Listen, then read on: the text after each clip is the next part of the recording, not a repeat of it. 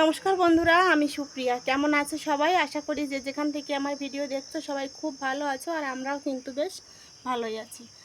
Supriya kitchen and blog চ্যানেলের আরও একটা নতুন ভিডিওতে তোমাদের সবাইকে অনেক অনেক স্বাগত আর অনেক ভালোবাসা জানিয়ে আমার আজকের ভিডিওটা এখন থেকে স্টার্ট করছি।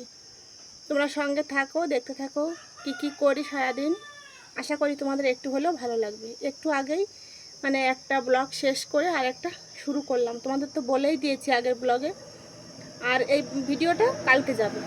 আর এই দুপুর অবধি যে ভিডিওটা করলাম আজকে পোস্ট করে দেব।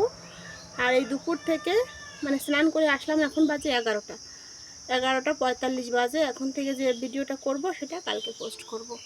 চলো, এই যে একটা নতুন নাইটি পরে নিয়েছি আজকে। দেখো, নতুন নয়, আগে একদিন পরেছিলাম, পরে ধুয়ে রেখেছিলাম যাতে একটু নরম হয়।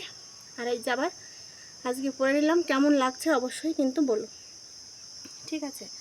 গরমে আবার কেমন লাগা, পাগল হয়ে যাচ্ছি, এতটাই গরম। ছেলেরা খাওয়া দাওয়া করে স্কুলে চলে গেছে। ছেলেরা বলবো না, বড় ছেলে গেছে টিউশনি পড়তে, ওরা পরীক্ষা চলছে। আর সেখান থেকে এসে স্নান করে খাওয়া দাওয়া করে তারপর স্কুলে যাবে। আর তোমাদের দাদাভাইকেও খাইয়ে কাজে পাঠিয়ে দিয়েছি। এখন আমি বিছানাটা তুলবো, তারপর খাওয়া দাওয়া করবো। আর আমার রোহান, ছোট ছেলে আর কি, রোহান আর তোমাদের দাদাভাই একটু লেট করেই ঘুম থেকে ওঠে। তখন আমি এতটাই কাজে ব্যস্ত থাকি যে তখন আর আমার রান্নাঘর ছেড়ে ঘরে এসে বিছানা তোলাটা সম্ভব হয়ে ওঠে না। তাই এই জন্য বিছানাটা তুলতে আমার একটু দেরি হয়। আর আমি স্নান না করে তারপর আর ঘরেই আসি না। এই জন্য স্নান করে এসেছি, এখন বিছানাটা তুলে নেব। চলো, তোমরা সঙ্গে থাকো, দেখতে থাকো। তারপর দেখো, তোমাদের দাদাভাই সকালবেলা যখন কাজে গেল তখন কিন্তু এই যে দুটো আম গাছ থেকে পেড়ে যেখানে কাজ করে সেখানে নিয়ে গেল। অনেকগুলো লোক ঘরে, একটা আম নিলে তো হবে না, সবাইকে কেটে দেবে খেতে আর কি। এত বড় আম সবার বাড়িতে আর হয় না। আর সবাই শুধু আসে দেখতে দেখতে, এসে বলে আর কি, আমের প্রশংসা করে। তাই তোমাদের দাদাভাই কিন্তু এই যে দুটো আম নিয়ে গেল। এইটা দেখো বেশি বড়, দেখেছো? কিন্তু আমগুলো এখনও পাকার সময় হয়নি, আমগুলো নষ্ট হয়ে যাচ্ছে, পোকায় নষ্ট করে দিচ্ছে। তাই এই যে এখন তুলে ফেলতে হলো। আর আগের দিন বাবা এসেছিল, বাবাকেও একটা দিয়ে দিয়েছিলাম। তারপর আরও একটা পেড়ে ঘরে রেখে দিয়েছি। কালকে রোহিত যখন স্কুলে যাবে তখন ওর বন্ধুদের নিয়ে খাবে, স্যারদের নিয়ে খাবে, এই জন্য রেখে দিয়েছি। আর কি জানো, তোমাদের দাদা ভাইয়েরও আর আমারও, আমার কিন্তু খেতে ভালো লাগে না। অন্যকে খাওয়াতে, অন্যকে দিতে আমার ভীষণ ভালো লাগে। আমরা তো কত খাই, আম তো আমাদের গাছেরই আম, প্রত্যেক বছর হচ্ছে। একটু খেলেও আর বেশি খাই, যাই খাই না কেন সেটা তো খাওয়াই, তাই না? সবাইকে দিয়ে খেতে কিন্তু বেশি ভালো লাগে। তাতে যদি আমি একটুও খাই তাতেও শান্তি। নিজে খাওয়ার থেকে অন্যকে খাওয়াতে আমরা বেশি ভালোবাসি।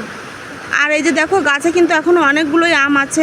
তারপর সবাইকে একটা করে দিতে হবে। আমার ননদের বাড়ি একটা, দুই ননদের বাড়ি দুটো, আমার দেওরের বাড়ি একটা। এত বড় বড় আম আর বেশি তো হয় না। দেখবে যে গাছে আম অনেক বড় বড় হয় সেই গাছের আম কিন্তু খুব কম হয়। আর এই আম পাড়ার ভিডিও ক্লিপটা কিন্তু আমি সকালেই নিয়েছিলাম, নিয়ে তারপর আমি আগের ভিডিওতে শেয়ার করিনি, পরের ভিডিওতে জুড়ে দিয়েছি আর কি। তারপর স্নান করে আসলাম, এসে তারপর দেখো এই যে বিছানাটা এখন তুলে নিচ্ছি। আর আমি এখন ভয়েস ওভার দিচ্ছি, প্রচুর বৃষ্টি হচ্ছে, প্রচুর বিদ্যুৎ চমকাচ্ছে। জানি না আমার টিনের চাল তোমরা শব্দ পাচ্ছ কিনা, কিন্তু প্রচুর মেঘ ডাকছে। আর ঝমঝম করে শব্দ হচ্ছে টিনের চালের উপর, বুঝতেই পারো যাদের টিনের চাল বৃষ্টি পড়লে কতটা শব্দ হয়। আর এই যে স্নান করে এসে তারপরে এখন আমি বিছানাটা গুছিয়ে নিচ্ছি। আর দেখো, আমরা 4জন এক জায়গায় আজকে ঘুমিয়েছিলাম। শাশুড়ি মা তো বাড়িতে নেই, আমার ছিল না বাড়িতে আর কি, আমার ননদের বাড়ি গিয়েছিল। সকালে ঘুম থেকে উঠেই কিন্তু বাড়ি চলে এসেছে। আমার ননদের শাশুড়ি মা মারা গেছে, শাশুড়ি মা গতকাল রাতে সেখানেই ছিল।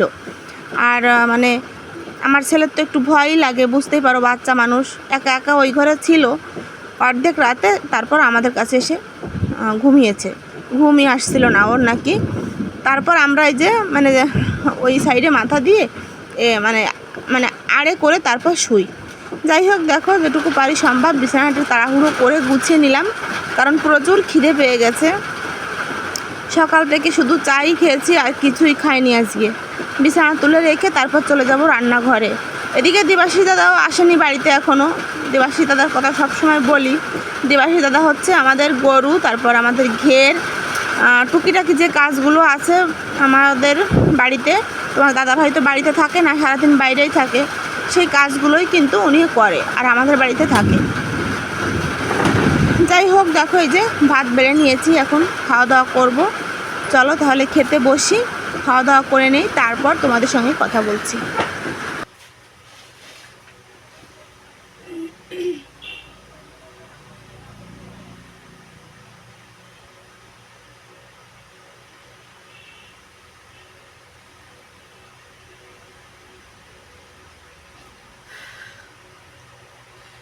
সব কাজ কমপ্লিট করে রেখে তারপর এই যে খেতে বসলাম। মানে এখন শান্তিতে দুটো খাওয়া যাবে। দেবাশিস দাদা এখনও ঘের থেকে বাড়িতে আসেনি। ওই যে দেবাশিস দাদার ভাত বেড়ে আমার সামনেই ঢেকে রেখে দিয়েছি। আর আমি এই যে ঢেঁড়স ভাজি, ভাত, আর এই যে আলু বেগুন দিয়ে পাঙাশ মাছের ঝোল তোমাদের তো দেখিয়েছি। এটা দিয়েই এখন খাবো। আর এই যে আম নিয়ে নিয়েছি, দেখো।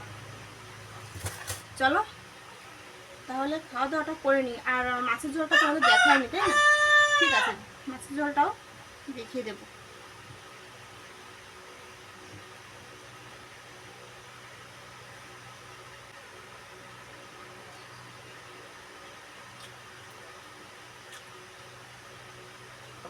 এখন মানে খেতেও শান্তি। যদি কাজ ফেলে থাকে, মানে পড়ে থাকে আর কি, মানে আমার কিন্তু খেতেও ইচ্ছে করে না। আগে কখন কাজগুলো কমপ্লিট করব, তারপর খেতে বসবো। এই জন্য আমার একটু দেরি হয়ে যায় খেতে। মাঝে মধ্যে যদি সকালে না খাই, তাহলে এই একেবারে স্নান করে খেতে দেরি হয়ে যায়। আজকে তো অনেক তাড়াতাড়ি কাজগুলো কমপ্লিট হয়ে গেছে, কারণ কাঁচা ধোয়া করিনি। কাছাকাছি থাকলে তো সেদিন আরও দেরি হয়ে যায়।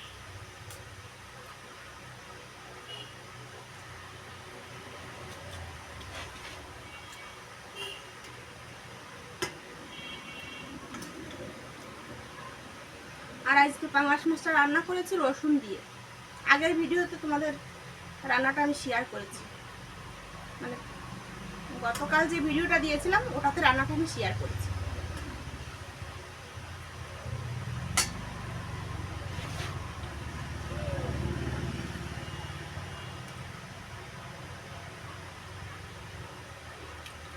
চলো তাহলে খাওয়া দাওয়া করে নিই তাড়াতাড়ি, আবার রোহিত চলে আসবে টিউশনি পড়ে।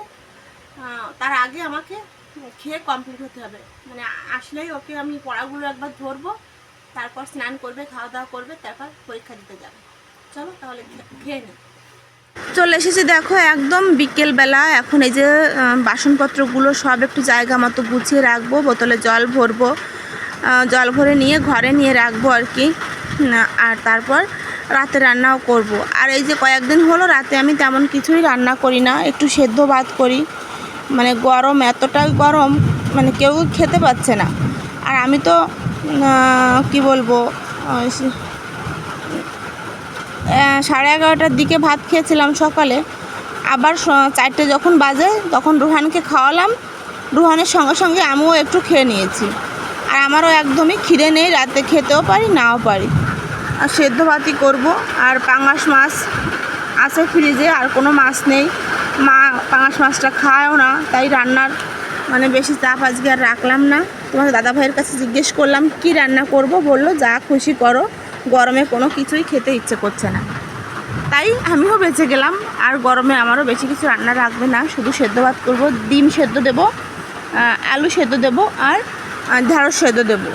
আমি এই মাত্র আমাদের পুরনো বাড়িতে গিয়ে আমার এক জায়ের কাছ থেকে 7টা হাঁসের ডিম কিনে নিয়ে এসেছি। যাই হোক, কাজগুলো চলো কমপ্লিট করি। আর এদিকে কিন্তু বৃষ্টি হয়েই চলেছে। হয়তো তোমরা বুঝতে পারছো, জানি না কপিরাইট আসবে কি না, আমি বুঝতে পারছি না। প্রচুর শব্দ হচ্ছে টিনের চালে, প্লিজ তোমরা একটু ম্যানেজ করে নিও। শুনতে আজকে একটু হয়তো বাজেই লাগবে। এই যে দেখো ডিমগুলো তো রেখেছি, এখন ভাতটাও আমি বসিয়ে দিলাম। ভাতটা বসিয়ে দিয়ে দেখো আজকে তোমাদের সঙ্গে মানে ছোট ছোট দুটো টিপস আমি শেয়ার করব। জানি না তোমাদের ভালো লাগবে কি না, আমি তো এমনই করি, তাই ভাবলাম চলো আজকে আমার বন্ধুদের সঙ্গেও একটু শেয়ার করি। আর এই যে দেখো এটুকু জল বেঁচে গেছে, এটা কেনা জল আর কি, ঢেকে রেখে দিয়েছি। কেনা জলটা আমি আর তোমাদের দাদাভাই খাই, আর রোহিত খায় বড় ছেলে, আর সবাই আমাদের বাড়ির ডিপ কলের জলই খায়। আর দেখো এই যে রোহিতের জন্য রেখে দিয়েছি, কালকে যখন স্কুলে যাবে তখন এই আমটা নিয়ে যাবে। আর এই আমটা না ও ওজন করেছিল স্কুলে নিয়ে যাওয়ার আগে, 1 কিলো 800 গ্রাম ওজন হয়েছে এই আমটার। তাহলে বোঝো কতটা বড়, 2 কিলো 2.5 কিলো হয়ে যাবে যদি মানে পেকে যায় গাছে বসে।